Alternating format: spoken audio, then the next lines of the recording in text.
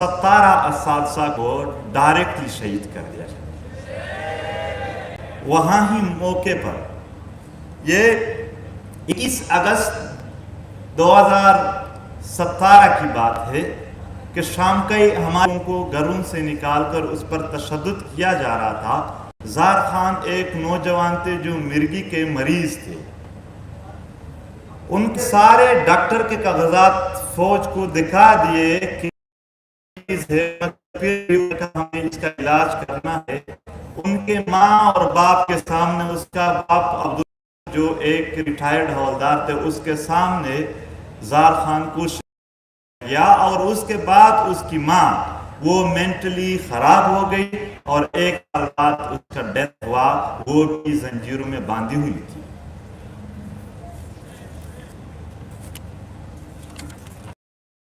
Extra judicial killings की एक और शक्ल है जो हमारे लोग भुगत रहे हैं, टॉर्चर सेल में किलिंग्स। यहाँ मेरे दोस्त बेटे हैं, उनके कज़न थे मोहम्मद यूनस, 2009 में लापता हो गए। 2018 में उसकी लाश मिल गई। उसका एक बच्चा था जो उसके लापता होने के 2 महीने बाद पैदा हुआ था। उन्होंने यानी उसका अरमान था अपने वालिद को देखने का, मगर उसको ही मिली। ये टॉर्चर सेल में जो लोगों को मारते हैं। जनवरी 2018 में पिंकई बहरवांद इलाके में नाखुशगवार वाक़े के बाद जब लोगों को अरेस्ट किया तो एक दिन गांव में ऐलान हुआ कि एक लाश पड़ी है कब्रिस्तान में, आप लोग उठा दें, इस गांव का है। उन्होंने वहाँ पर टॉर्चर सेल में खुदकुशी की। खुदकुशी कोई नहीं कर सकते। सारे लोग भाग रहे थे, यानी बच्चे औरतें, कि अब किस घर का है। वो उसका नाम नुराइन था। दूसरे दिन एक और लाश वहां पे आया और आपको वहां कहते कि डायरेक्ट दफन करना है। एक बार तो तालिबान कह रहे थे कि 10 बजे तक दफन नहीं करना है। कभी कहते हैं वहां पर ये जो मिलिट्री और तालिबान का सिस्टम है कि डायरेक्ट दफन करना है। दूसरे दिन फिर एक लाश आया कि दीवार से छलांग लगाई है, ये मारा गया। सारे टॉर्चर थे। उसका नाम अमीरुल्लाह था और तीसरे दिन कयूम की थी खुदकुशी। लेकिन हर बार नाम नहीं बताते थे, बस लोग आ जाते थे गांव के, वहां पर पाया जाता कि किसका है, किसका अपना है। ये सिर्फ ये एक वाकयात नहीं है। अगर मैं बयान करना चाहूं तो ये जो 70,000 लोगों की मैंने बात की, ये सब इन जैसे वाकयात में है। इसके अलावा जेट बम्बार्स की बात करते हैं। सितंबर 2015 में ज़ियारत से तहसील सरवखई का एक इलाका है, वहाँ पर बमबारी हुई। मैंने खुद वो हालात अपने आंखों से देखे। ये जितना भी बयान कर रहा हूँ इनके बारे में चैलेंज देता हूँ। अभी स्टाम्प पेपर लिखूंगा कि दुनिया के किसी भी रिसर्च वालों ने इसको गलत साबित कर दिया तो मुझे फांसी पर चढ़ा दिया जाए। सितंबर 2015 में ज़ियारत में बमबारी हुई। हम स्टूडेंट थे, वहाँ पर पहुँचे तो 4 ख़वातीन और 5 बच्चे मुकम्मल टुकड़े हुए थे। टुकड़े को इकट्ठा करके बोरियों में जनाजे पढ़ाए गए। उसकी सिर्फ एक ही बच्ची रह गई थी जो होश में आने के बाद बार बार अपने माँ का पूछ रही थी, मगर वहाँ कोई माँ नहीं थी। तो ये वो जबर है। लेकिन उसके बाद क्या हुआ? जबर ये नहीं था, इससे भी ज़्यादा हुआ। पाकिस्तानी मीडिया पर वहां पर पटी चल रही थी कि पाक फिजाया की कामयाबियां जारी, ज़ियारत में 13 दहशतगर्द हलाक।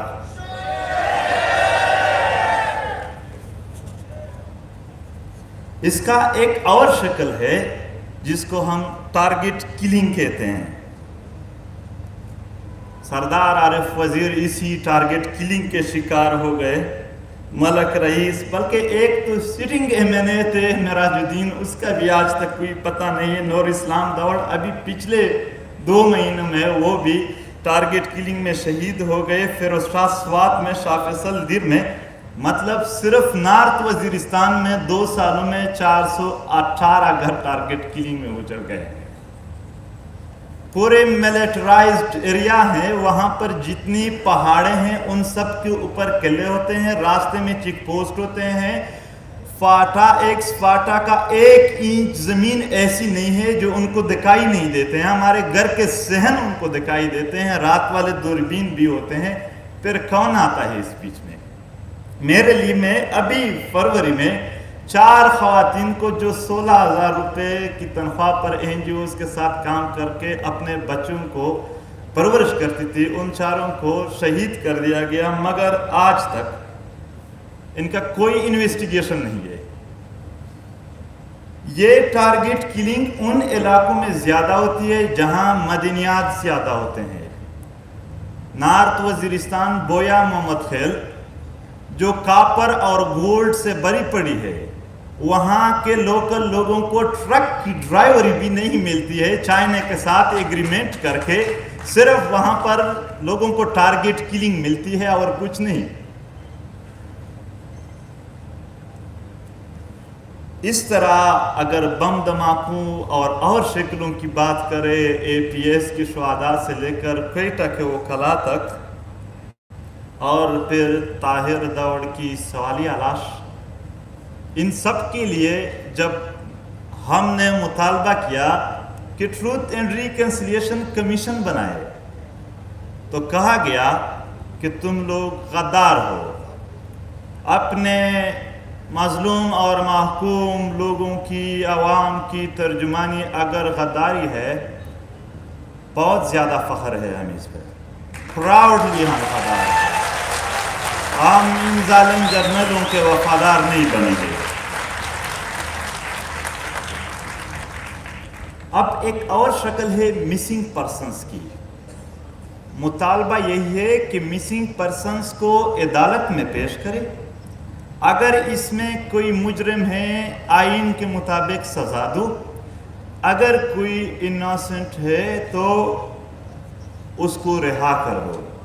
میں صرف 1-2 ان کے کیسز آپ لوگوں کو سناتا ہوں انڈرسٹینڈنگ کے لیے. کمال الدین ہمارے علاقے کے نوجوان تھے, والد کا نام شیرین خان ہے.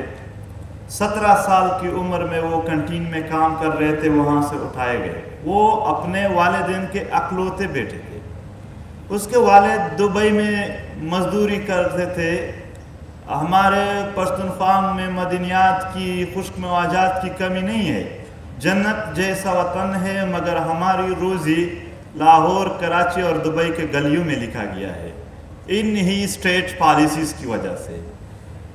تو وہ دبئی کی مزدوری چھوڑ کر یہاں آیا, اپنی ساری جائیداد فروخت کی اس کا کوچ لگانے کے لیے کہ پتہ چلے کہ کہاں ہے کمال الدین.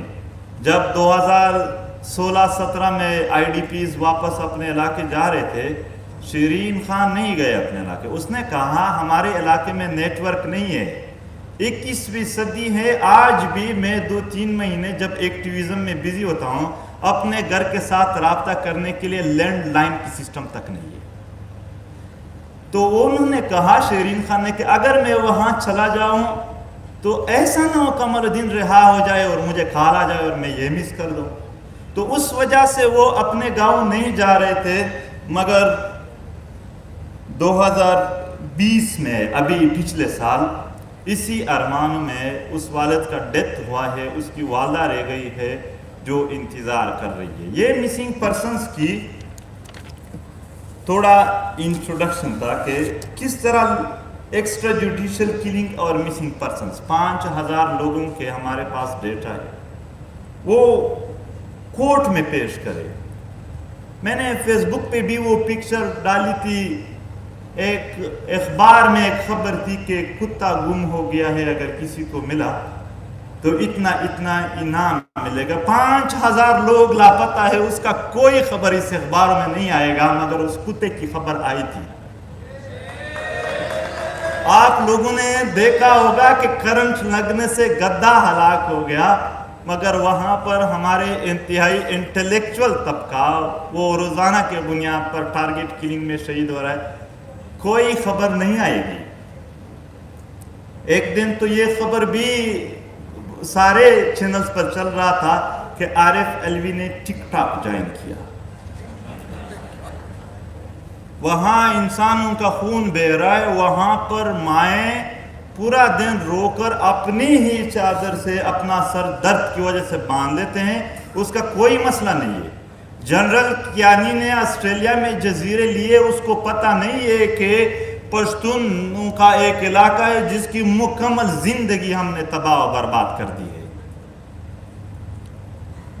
اور رویہ کیا ہے؟ رویہ یہ ہے کہ کلبھوشن یادو کے لیے اسپیشل بیل بنائیں گے ان کے حقوق دینے کے لیے، ان کے ساتھ کال بھی الاؤڈ ہے، پر بلوچ اور پشتون جو مسنگ ہے اس کو کچھ الاؤڈ نہیں ہے، اس کو کوئی اس طرح کی فیسیلیٹی نہیں ہے۔ علی وزیر کا قانونی حق پروڈکشن آرڈر کے لیے وہی اسمبلی کام نہیں کر رہے، اسی اسمبلی کا وہ ممبر ہے۔ اور انصاف دور کی بات ہے، انصاف دور کی بات ہے، انصاف مانگنے کے لیے بھی وہ ہمیں نہیں چھوڑتے ہیں۔ انصاف مانگنے کی جرم میں بھی ہم پر کون سے دفعات لاگو ہوتے ہیں آپ کو پتہ ہے؟ 123 124 اے بی 1860 میں انگریزوں نے اس علاقے کو غلام بنانے کے لیے جو دفعات انٹروڈیوس کیے تھے، لوگوں پر لگائے تھے، آج پاکستانی ریاست وہاں پر پشتون رہنماؤں پر آج بھی وہی لگاتے ہیں۔ کوئی ڈی کالونائزیشن ہمارے لیے نہیں ہوئی ہے، ہم اسی کالونیل دور میں رہ رہے ہیں۔ 3 MPO آج بھی وہاں پر کمن ہے، 5 MPO 3 MPO وہی انگریز۔ ایسا لگ رہا ہے کہ جو علاقے انگریزوں کے ساتھ تھوڑے کوآپریٹیو تھے ان کے ساتھ آج کا بھی فوج کوآپریٹیو ہے، جو نہیں کوآپریٹیو تھے اس کے ساتھ آج بھی وہی رویہ ہے۔ پاکستان جب بنا تو یہاں پر فوج تو نہیں بنی، وہی فرنگی فوج میں بھرتی لوگوں کو اکٹھا کر کے نام بنا دیا گیا کہ پاکستان آرمی، تو قالو یہاں پر وہی رویہ جاری رہا، ہمارے ساتھ وہی رویہ آج کل جاری ہے۔ ختم کرنے کی وہ کر رہا ہے، مگر ہم مزاحمت کے عادی لوگ ہیں، میں مزاحمت کرنا ہے۔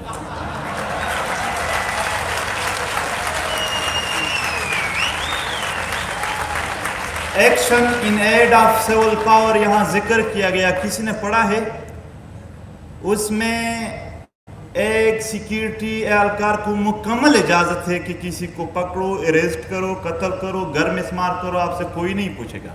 یہ علاج ہے ہمارے لیے، ہمارے لیے 3 MPO ہے۔ ہم آج پوچھنا چاہتے ہیں کہ ریاست کے پاس ہمیں دینے کے لیے اس 21ویں صدی میں جہاں ریاستیں فلاحی ریاستیں ہیں، کیا ہے؟ Target killing, missing persons, proxy war, good Taliban, bad Taliban, وہ طالبان، یہ طالبان، داعش، نام تبدیل ہوتے جا رہے ہیں۔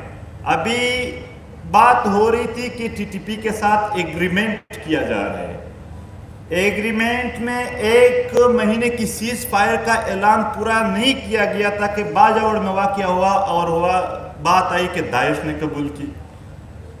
ہم جانتے ہیں کہ یہ جو نام ہے یہ موس یعنی کپڑے ہے، جو پیچھے بندہ ہے ہم اس کو جانتے ہیں، اور اس خطے میں پروفائلنگ کی گئی، پروفائلنگ کے گویا دہشت گرد ہے، جب اس سے بات نہیں بنی تو غدار ہے، لوگوں کو اتنا وہ کیا گیا۔ ابھی ایک نوجوان آیا کہ میں لاہور سے ہو، کیا آپ واقعی غدار ہے؟ سوال پوچھ رہے تھے، مجھے خوشی ہوئی اور میں نے کہا ہاں میں واقعی غدار ہوں۔ تو وہ تھوڑا مجھے دیکھنے لگا کہ کیسے؟ میں نے کہا وہ ظالم لوگ، وہ ظالم جرنیل جو یہاں ظلم کرتے ہیں اس کا میں کبھی وفادار نہیں رہوں گا۔ بالکل وہ اطمینان کر لے۔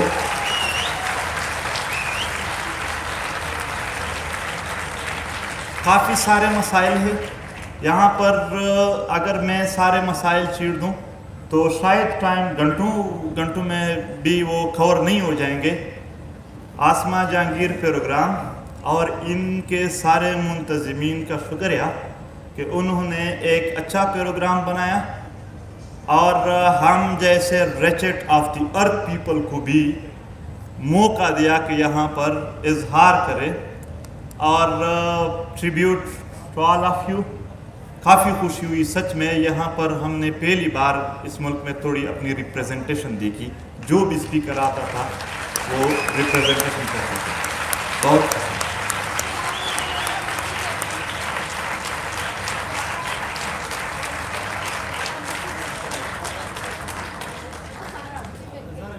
ہزارہ مسنگ پرسنز یا extra judicial killing, Baloch missing persons یا ایکسٹرا جوڈیشل کلنگ, یا اس طرح سندھ میں اور دیگر علاقوں میں. یہ میں نے جو خاکہ پیش کیا وہ صرف بتانے کے لیے کہ جو ہزاروں لوگ شہید اور مسنگ پرسنز ہو رہے ہیں ان کے گھروں کا, ان کے فیملیز کا کیا حال ہوتا ہے اور یہ سین کیا ہے.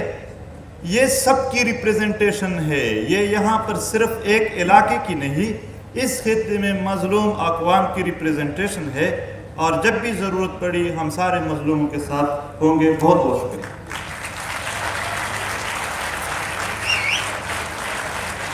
بہت شکریہ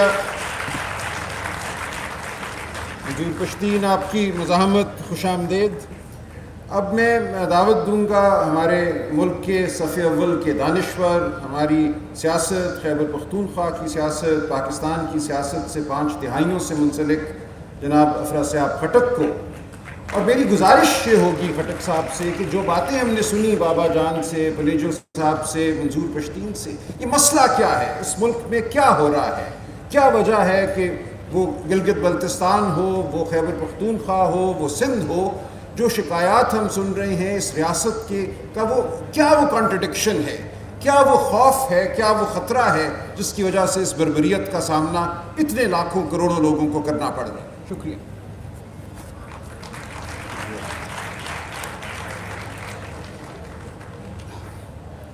پینل کے معزز شرکاء, خواتین و حضرات, حقیقت یہ ہے کہ آسما جہانگیر کانفرنس 2021 نے عوامی اسمبلی کی شکل اختیار کر لی ہے, عوام کی پارلیمنٹ. جس طرح کی بحث آپ سن رہے ہیں, جس طرح کی باتیں سن رہے ہیں, جس آزادی سے بات ہو رہی ہے, میں سمجھتا ہوں کہ آسما کو ہم خراج تحسین پیش کرنا چاہیں گے کہ ان کی موت کے بعد بھی ہم نے یہاں ان کے نام پہ ایک مکالمہ سنا ہے. ایک سب نے اپنی اپنی بات کہی ہے اور سب اپنی بات کہہ رہے ہیں. میں بہت مختصر طور سے 3 بڑی باتوں کا ذکر کرنا چاہوں گا.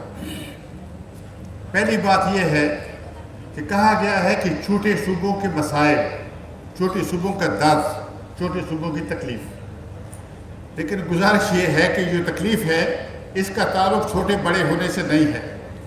یہ بنگال یہاں کا بڑا صوبہ ہوا کرتا تھا جس کی 56% آبادی پاکستان کی بنگال کی آبادی تھی, لیکن ان کو مار مار کر پاکستان سے نکالا گیا. تو یہ مسئلہ دوسرا ہے. مسئلہ جو اصل میں پاکستان میں ہے وہ ایک طرح سے مارشل لا کہہ دیں, ایک غیر جمہوری نظام ہے جو مختلف شکلوں میں چلا رہا ہے. اس کی 3 چیزیں